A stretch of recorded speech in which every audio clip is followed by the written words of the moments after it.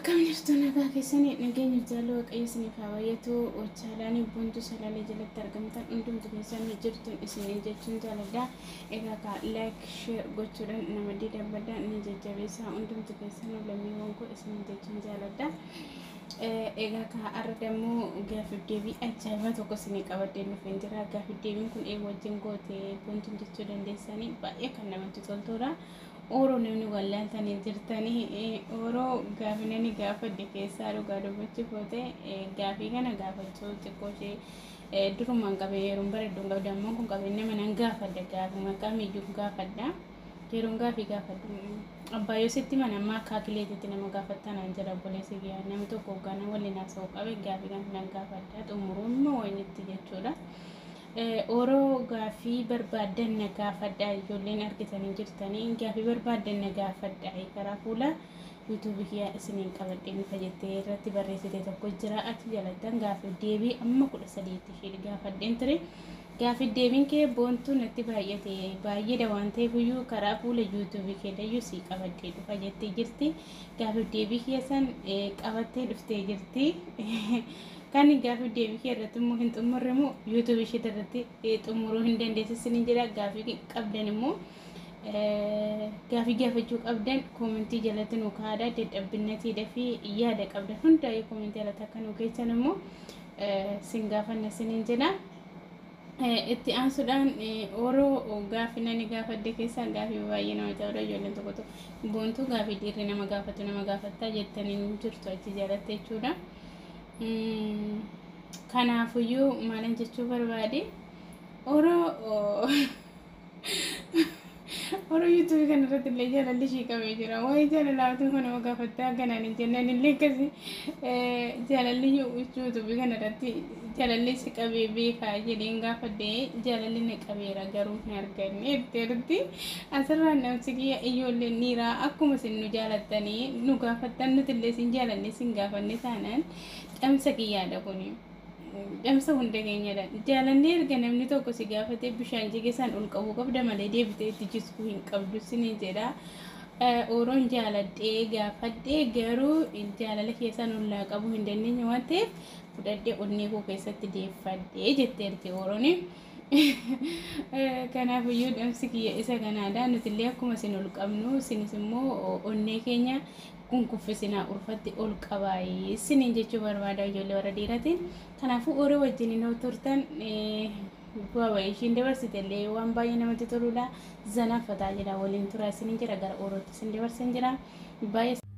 Nagaanii fi jaalalli hararri waaqayyoo hunduma keessaniif haa baay'atu jaalatamuu fi kabajamoo maatii boontuu salaalee biyya keessaa fi alaa musliima kiristaanaa marti keessanuu akkam jirtu nagaa keessanii nagaan koo kan jaalalaa fi kan kabajaa hunduma keessaniif haa ga'u jecha anaa dhufuu baga nagaan dhuftan mana kanaaf haaraa kan taatan laayik gochuudhaan gara maatii kanaatti akka dabalamtan jaalalaa fi kabajaan isin gaafadha.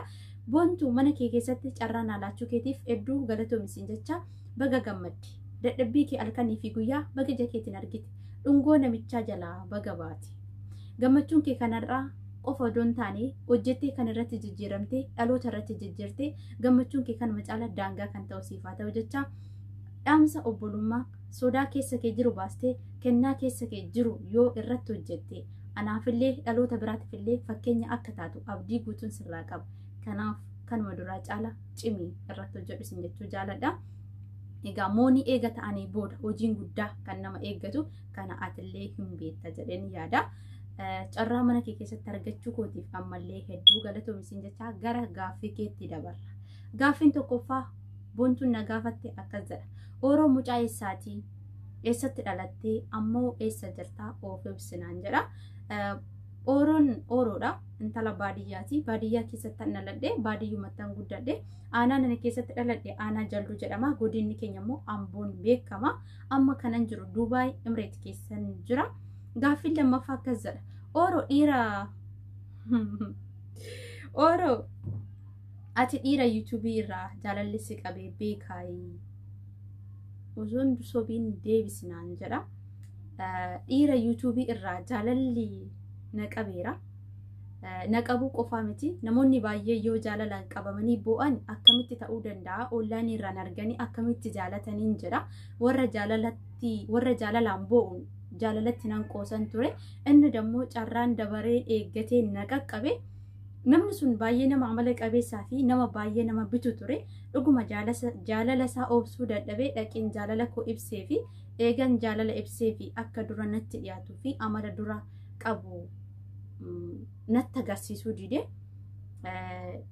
shamarra ta'ee jaalala dhiyeessuu koo fi ollaan irratti jaalachuun koo safuu akkan cabsee ta'ee natti mul'ate isan naqee jaalala si jaaladhe jedhee jilbeeffadheef isan abaaboo bitee fi ergeef sana gaabbee onnee koo kenneef irraa fudhadheen jira amma jaaladheen ture akka carraa ta'ee yoon jilbeeffadhuuf lafaan akaasuu dide jilbeeffii koo san waan ta'eef deebisee onnee koo fudhadhe deebisa maal siifaa ta'u hin jaalannee siifaa ta'u online irraa hin jaalanne safamni isaa shamarran jaalatte yoo taate kabajaan argattu inni yoo jaalate caala waan ta'eef gaaffii sadaffaa akkas jedha ooroo ati akkamitti dhufte gara yuutuubii kana nama si fide sana jaalala qabduuf ibsi galateeffadhu carraa si laadhe jedha gara yuutuubii dhugaa dubbanna yoo ta'e nama fakkeenya godhadhe yookiin namni nan finne ani akkuma carraa mul'ata yookiin abjuu argeetan gara yuutuubii nama gaafadhen hin jira wanta kanaan jedhani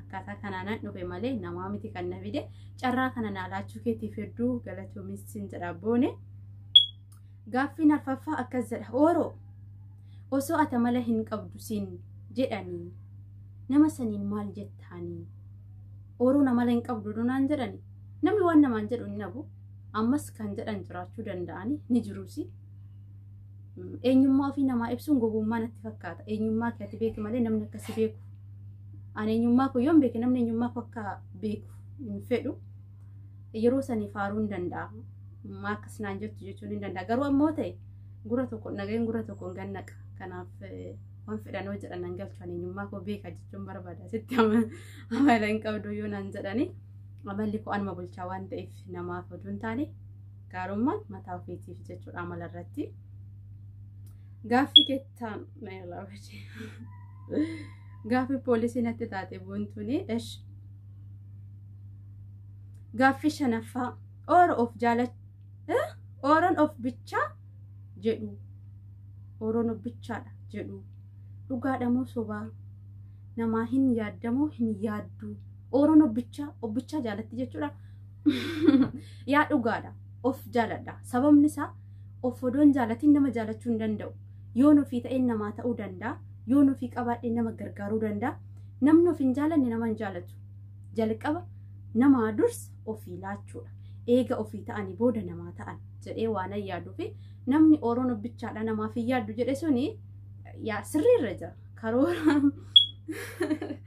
sababni isaa yoo ofii ta'e malee namaa ta'uu hin danda'u waan ta'eef ani of bichaan jaaladhu garuu dhugaa dubbanna yoo ta'e deebii kan ani hin beeku of qofan jaaladha ta'e namaan yaada ta'e hin beeku kana hordoftoonni haa deebisanii gaaffii kanarratti garuu hojjennoon ani jedhu warra of bichaa jaalatti naan jedheeni yoon ofii ta'een sinii ta'uu danda'a malee odoo ofii hin ta'in eenyumaa ta'uu hin danda'u kana nan beeka garuu of qofan jaaladhu waan an argadhe namni yoo argate natti tola kana dammoo hordoftoonni koo haa deebisanii ani hin beeku dhugaa ta'e soba ta'e hin beekuudhaan an si deebisa gaaffii kee shanaffaa of bichaan jedha ta'e gaaffii ajjanatte of bichaa gaaffii jaaffaa ooroo yeroo duraaf yeroo jaalalli si qabu maal si godhee akkuma dura siin jedha lafarra na gangalachiise gaa jaalalli wanti nama hin goone maaltu jira ija keessa laaltu si jaamsa waan ta'eef waa baay'ee na godhe yaada baqa ol na buusee ganna buusee nyaata na cufee manaamna kana maal sin hin jedhu jaalalli isa biddeen nama cufsiisuu fi inni uffata nama baachisu nan qabne anaani yoo na qabeessa eeloo lubbuu akkam jirta nagaa keetu wisisaa eessatti gortee saree gosa jedhan qoban na qabe kan silkiidhaan faarsaniin alatti jaalalli amala nama jajjeersisu nan qabne yoo na qabees kanuma mormaa waliin na qabe jechuu barbaadeetani gaaffiin kee jaaffaa akkasii gaaffii torbaffaa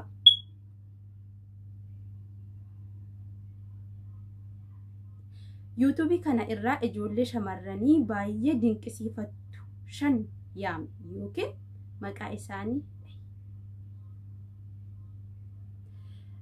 amala koo keessaa dhugaa dubbanna yoo ta'e ijoollee shamarranii nama hin dinqisiifadhu. Maaliif akka ta'e hin beeku. Nama faarsuu hin jaaladhu. Nama hin jaaladha, hin kabaja, garuu nama hin faarsu. Kennaa koo miti abaluu jedhee dinqisiifadhee darajaarra naman kaa'ee hin qabu. Garuu ija koo keessa nama tokkotti jira. Yoon jechoota ishii dhaggeeffadhuu fi ofitti amanummaan ishiin qabdu kanan itti gammadu eenyu beektaa? Miskii mangee jechoota ishiin namoota deebistu humna ishiin qabdu yoo ilaalu cimtuudha jedhee nan dinqisiifadha.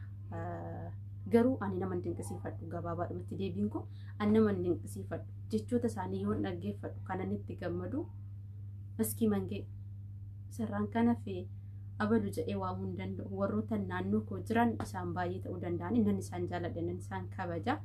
Garuu abaluun dinqisiifadha jedhee miskii mangeetiin alatti hin waamu. Ani nama dinqisiifadhu gabaabaadhumatti nan jaaladha nan kabaja malee. Saaroon jabduudha dhugaa. Jabina ishee Saaroon nan jaaladha. Saaroon illee jabduudha garuu namoonni baay'ee ishee hin beekani. Maal jechuun ishiin dubbattuuf gorsi ishiin qabdu bilchaataadha. Saaroon yuutuubii asuma maatii taa'ee dhugaa jabduu namaati. Akkan gara yuutuubii dhufeen waa baay'een taa'ee dhaggeeffadha. Jabina ni qabdi. Jabina ishee nan jaaladhaaf Saarooni. Sarraan kanaaf nama dinqisiifadhu waan dhiibama nu godha. Gaaffii 8ffaa warra dhiiraa keessaa eenyu si jibbisiisa yuutuubii kana irraa? Warra dhiiraa keessaa yuutuubii kana irraa eenyu si jibbisiisa? Dhugaa nama nan jibbisiisan addatti ijoollee dhiiraan jaaladha. Sababni isaa jajjabeewwanidha. Normaali ijoollee yuutuubii kana odoon taane ijoolleen dhiiraa gabaabaadhumatti bakki ijoolleen dhiiraa jirtu safuutu jira. Sababni isaa gaachana namaaf ta'an ani ijoollee dhiiraa hin jaaladha. Ijoollee dhiiraa jibbu hin qabu. Yuutuubii kana irraa miti eessuma nama hin jibbu nama akka namummaa isaatti nan kabaja. Nama hin jibbu hin qabu. Addatti yuutuubii kana irraa bakka ijoollee dhiiraa jirtu hin jaaladha. Sababni isaa humna namaa ta'anii ijoollee shamarran keenya bakka dhiirri jiru afaan bantee teessi waan ta'eef addatti wanta si yaadachiisu yeroon chaanaala kiyya tokkoffaa guutuu ijoolleen dhiiraa baay'isee kana jabeessee simadha. Shamarran 3-4 natti qosan ijoollee dhufteef immoo ijoollee dhiiraa laala naan jedhanii sababni isaa ijoollee dhiiraan jaaladha. Bakka ijoolleen dhiiraa jirtu shamarran hin taphatti humna walii taana waan ta'eef nama hin jibbu hin qabu. Hin jaaladha ibsin jedha ijoollee dhiiraa bakka ijoolleen dhiiraa jirtu yuutuubii kanarratti. Kanaaf mana hophisan jechuu barbaadetanii. Gaaffii 8 deebisee jira. Boontuu Salaalee gaaffii 13 na gaafatte. Gaaffii 5 isa kana booda arrabni na dubbisu hin jiru. Sababni isaa safuu kan cabse na gaafatte kana gaditti hin dubbifne garuu caafeedhaan argeetan jira. Mana koorratti dhaggeeffattan gaaffii afi. Jaalatamuu fi kabajamuu maatii Boontuu Salaalee kan taatan biyya keessaa fi ala kan jirtan marti keessanuu turtii na wajjin turtaniif guddaa galatoomaa isiniin jecha mucaa kana laayik sheer gochuudhaan yeroo hundumaa akka ishee jajjabeessitan dhaamsa obbolummaan isinii dhaama. Boontuu koo hedduu si jaaladha hedduu si kabaja. Carraa mana kee keessatti naalaachuu keetiif galatoomi isiin jecha maatiiwwan keellee baay'ee namatti tolanii ni bareedanii nama simatanii isatti dammoo hedduu tokko gammadee jira. Ulfaadhaa kabajamaa horaa deemanaa isiniin jechuun jaaladha. Maatii Boontuu Salaalee egaa yeroo biraa akka deebinu ol arginu shakkii tokko illee hin qabu. Gaafa ishiin moonii taateetti gaafa ishiin doolaara nyaatte gaafa baga doolaara argatte jechuullee nan dhufa jechuudha. Isiniin jaaladha isiniin kabaja akkuma jirtanitti nageenyi rabbii isin faana haa jiraatu. Egaa akkuma argitanii Oroo waliin turtanii Oroon waan ajaa'ibaa kana dubbachaa turte zana fataa sin goote. Kanaafiyyuu baay'ee sagalatoomaa isiniin jedha. Yaada qabdan dammoo komentii jalatti kaa'aa isiniin jedha. Hunduma keessaniyyuu baay'ee isin jala baay'ee isin kabaja. Fayyaa keessan taa'aa iddoo jirtanitti hunduma keessanii.